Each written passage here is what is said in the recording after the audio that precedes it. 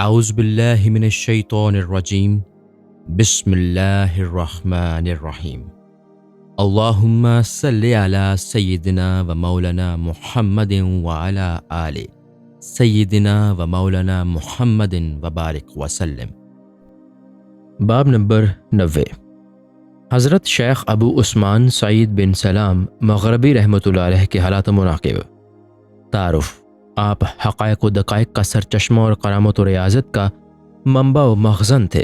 مدتوں حرم شریف کے مجاور رہے اور بے شمار بزرگان دین سے فیض حاصل کیا اور 123 سال کی عمر میں نیشاپور کے مقام پر وفات پائی۔ حالات: آپ ابتدائی دور میں 30 سال صحراؤں میں گوشۂ نشین رہے، حتیٰ کہ کثرت عبادت کے باعث جسم کا گوشت تک گھل گیا تھا اور آنکھوں میں ہلکے پڑ جانے کی وجہ سے انتہائی بھیانک شکل ہو گئی تھی۔ اسی دوران الہام ہوا کہ مخلوق سے ربط و ضبط قائم کرو۔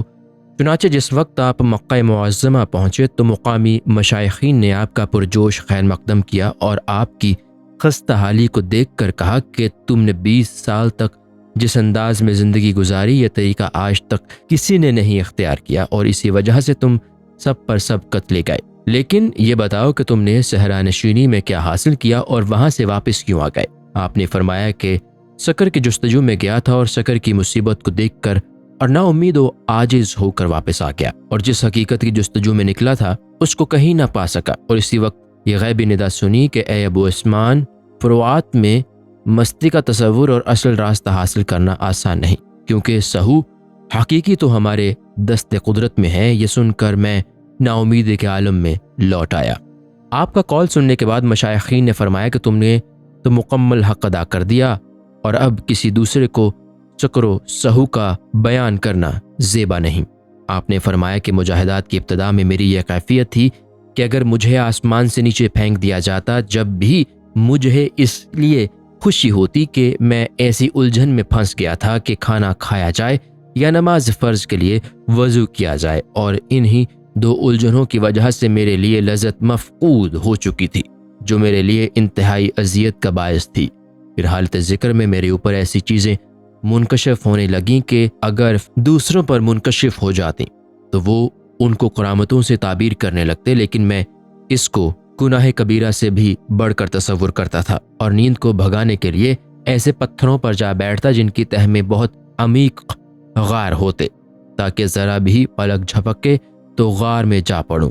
اس لیے باوجود اگر کبھی مجھے اتفاق سے اس پتھر پر نیند آ جاتی تو بیداری کے بعد دیکھتا کہ میں ہوا میں معلق پتھر پر بیٹھا ہوں۔ آپ نے فرمایا کہ ایک مرتبہ عید کی شب میں حضرت ابو الفورس کی خدمت میں پہنچا تو دیکھا کہ وہ محو خواب ہیں۔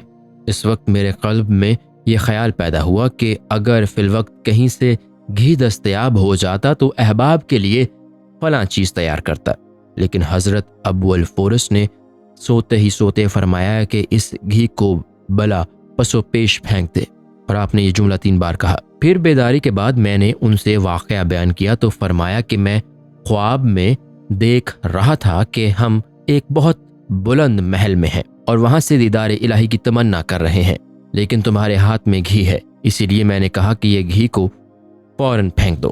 کسی نے آپ کی خدمت میں حاضر ہو کر یہ خیال کیا کہ اگر اس وقت حضرت شیخ اپنی کسی خواہش کا اظہار کریں تو میں فوراً اس کی تکمیل کر دوں، لیکن آپ نے فرمایا کہ میں نہ تو خدا کے سوا کسی سے خواہش کا اظہار کرتا ہوں اور نہ مجھے کسی کی اعانت درکار ہے۔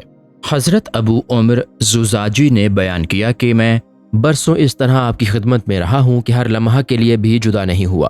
ایک مرتبہ میں نے اور دوسرے مریدین نے خواب میں یہ غیبی آواز سنی کہ تم لوگ ابو عثمان کی چوکھٹ سے وابستہ رہ کر ہماری بارگاہ سے دور ہوئے ہو، اور یہ خواب جب آپ سے بیان کرنے کا قصد کیا تو آپ نے برہنہ پاک گھر سے نکل کر فرمایا کہ تم لوگوں نے خود بھی سن لیا، اور اب میں بھی یہی کہتا ہوں کہ تم لوگ چلے جاؤ اور تم سب لوگ بھی خدا کے ہو جاؤ اور مجھے بھی اس کی یاد میں مشغول رہنے دو۔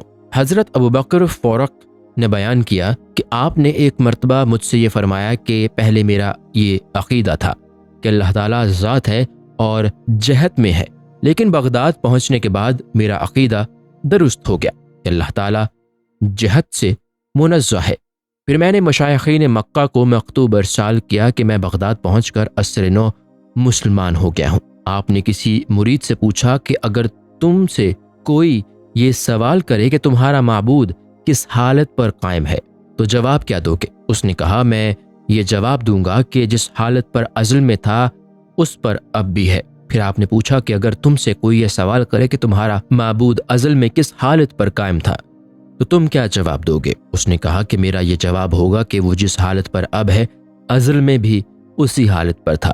آپ نے فرمایا کہ تمہارا جواب درست ہے۔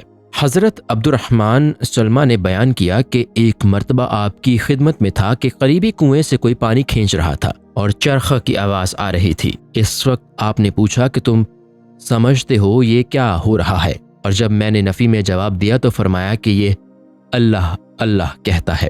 ارشادات: آپ نے فرمایا کہ جس کے اندر پرندوں کے چہچہانے اور درختوں کے ہلنے کے ساتھ ہوا چلنے سے کیفیت سما پیدا نہ ہو تو وہ اپنے دعوے سما میں قاذب ہے۔ فرمایا کہ ذاکر حقیقی کو اللہ تعالیٰ وہ نور عطا کر دینے لگتا ہے جس کے ذریعہ وہ ہستی کے ذرے ذرے کا مشاہدہ کرنے لگتا ہے اور ایسی لذت سے ہمکنار ہو جاتا ہے کہ فنائیت کو ترجیح دینے لگتا ہے، اس لیے کہ اس میں لذت کی قوت برداشت نہیں رہتی۔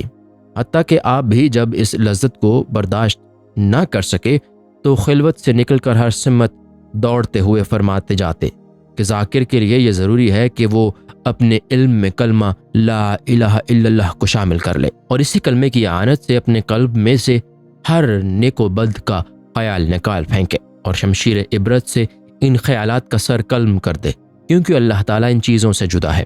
آپ نے فرمایا کہ عارف و ذاکر کے 100 مدارج موت سے بھی زیادہ ہوتے ہیں، کیونکہ موت بھی ان کو ذکر و معرفت سے علیحدہ نہیں کر سکتی۔ فرمایا کہ خدا تک رسائی کے لیے 2 راہیں ہیں، اول نبوت، دوم اتباع نبوت۔ لیکن نبوت کا سلسلہ تو منقطع ہو چکا، لہٰذا اتباع نبوت طالبین حق کے لیے لازمی ہے، کیونکہ اتباع نبوت کے بغیر واصل الی اللہ ہونا ممکن نہیں۔ فرمایا کہ جو شخص خلوت اختیار کرنا چاہے اس کے لیے ضروری ہے کہ یاد الہی کے لیے ہر شے کی یاد کو اپنے قلب سے خارج کر دے اور رضائے الہی کا طالب ہو کر خواہشات نفس کو ترک کر دے، اور جو ان باتوں پر کاربند نہیں ہو سکتا اس کے لیے خلوت مصیبت بن جاتی ہے۔ فرمایا کہ جس وقت تک قلب طالب میں ذرہ برابر بھی نفس و دنیا کی محبت باقی رہتی ہے اس کو خاصان خدا کا درجہ حاصل نہیں ہو سکتا۔ فرمایا کہ گناہگار دعویٰ کرنے والے سے اس لیے بہتر ہوتا ہے کہ وہ اپنے گناہ کا اقرار کرتا ہے، لیکن مدعی اپنے دعوے میں خود ہی اسیر رہتا ہے۔ فرمایا کہ جو شخص خواہش و حرص کی وجہ سے مالدار کا کھانا کھاتا ہے اس کو نہ تو فلاح میسر آتی ہے اور نہ وہ اس سلسلہ میں کوئی عذر پیش کر سکتا ہے، لیکن مجبوری کی وجہ سے یہ عذر قبول ہو سکتا ہے اور مخلوق کی جانب متوجہ ہونے والا اپنے احوال کو ضائع کر دیتا ہے۔ فرمایا کہ فقراء سے محبت منقطع کر کے مالداروں سے محبت کرنے والوں کو اندھا کر دیا جاتا ہے۔ فرمایا کہ مرد کے مجاہدے کی مثال قالب کی پاکی کے لیے ایسی ہوتی ہے جیسے کسی سے یہ کہا جائے کہ فلاں درخت کو جڑ سے اکھاڑ پھینک، لیکن وہ اس کو اکھاڑنے پر قدرت رکھتے ہوئے بھی نہیں اکھاڑ سکتا۔ اگر وہ اس خیال سے توقف کرتا ہے کہ جب مجھ میں قوت آ جائے گی اس وقت اس کو اکھاڑ دوں گا، تو یہ تصور بھی اس لیے غلط ہے کہ وہ جس قدر بھی توقف کرے گا خود کمزور ہوتا جائے گا اور درخت قوی ہوتا جائے گا۔ فرمایا کہ فرائض و نواحل میں خلل اندازی کے بعد راہ سلوک نہیں حاصل ہو سکتی۔ فرمایا کہ خالق و مخلوق کی ماہیت سے واقفت کا نام معرفت ہے۔ فرمایا کہ اعلیٰ ترین خصلت یہ ہے کہ جس شے کو تم اپنے لیے پسند نہیں کرتے اپنے مسلمان بھائی کے لیے پسند نہ کرو، اور جو شے تمہارے پاس موجود ہو اس کو پیش کر دو، لیکن خود اس سے کچھ طلب نہ کرو، اور خود ظلم سے احتراز کرتے ہوئے اس کے ظلم پر صبر و تحمل سے کام لو اور خود اس کی خدمت کرتے رہو، لیکن خود اس سے کوئی خدمت نہ لو۔ فرمایا کہ بہترین عمل وہ ہے جو علم کے مطابق ہو۔ پھر فرمایا کہ سب سے بڑا اعتکاف یہ ہے کہ ہمیشہ اوامر و نواہی کو ملحوظ رکھا جائے۔ فرمایا کہ ہر شے کو اس کی ضد ہی سے پہچانا جاتا ہے، اس لیے جب تک صاحب اخلاص ریا کی برائی سے واقف نہ ہو اخلاص کی اچھائی کو بھی نہیں سمجھ سکتا۔ فرمایا کہ مرد وہی ہے جو خوف کی جگہ خوف اور رجا کی جگہ رجا اختیار کرے۔ فرمایا کہ اوامر کے مشاہدے کے بعد اتباع اوامر کا نام عبودیت ہے۔ فرمایا کہ عیش و راحت میں موت کو یاد رکھنا شوق کی علامت ہے۔ فرمایا کہ عارفین کو وہ نور اور علم معرفت عطا کیا جاتا ہے جس کے ذریعہ وہ عجائبات قدرت کا مشاہدہ کرتے رہتے ہیں۔ فرمایا کہ بندہ ربانی 40 یوم تک کھانا نہیں کھاتا اور بندہ سمدانی اسی یوم بھوکا رہتا ہے۔ فرمایا کہ اولیاء کرام کے ماننے والوں کو اللہ تعالیٰ اولیاء کرام ہی میں شامل کر دیتا ہے۔ انتقال کے قریب جب اتباع کو لایا گیا تو آپ نے فرمایا کہ اتباع کی حیثیت میرے نزدیک ایسی ہی ہے جیسے حضرت یوسف کے بھائیوں کی حیثیت ان کے لیے تھی، اور جب نوعیت سے ان کے بھائیوں کی ایذا رسانی کے باوجود اللہ تعالیٰ نے ان کو نبوت و حکمت پر فائز کیا، اسی طرح اتباع کی دوا بھی میرے لیے سود مند نہیں ہو سکتی۔ اس کے بعد آپ نے سما کی فرمائش کی اور اسی حالت میں انتقال ہو گیا۔ السلام علیکم۔ پوری کتاب دیکھنے کے لیے ہمارے یوٹیوب چینل صوفی سما کی پلے لسٹ میں جائیں۔ یہاں آپ کو مختلف بزرگوں کی کتابیں ملیں گی، اور جو کتاب پوری نہ ہوئی اس پر کام تیزی سے ہو رہا ہے اور ریگولر بیسس پر اپلوڈ ہوتی رہتی ہیں۔ آپ سے گزارش ہے کہ آپ ہمارے یوٹیوب چینل کو سبسکرائب کر لیں اور بیل نوٹیفیکیشن پر کلک کر لیں تاکہ ہماری آنے والی کتابیں آپ کو ملتی رہیں۔ جزاک اللہ خیر۔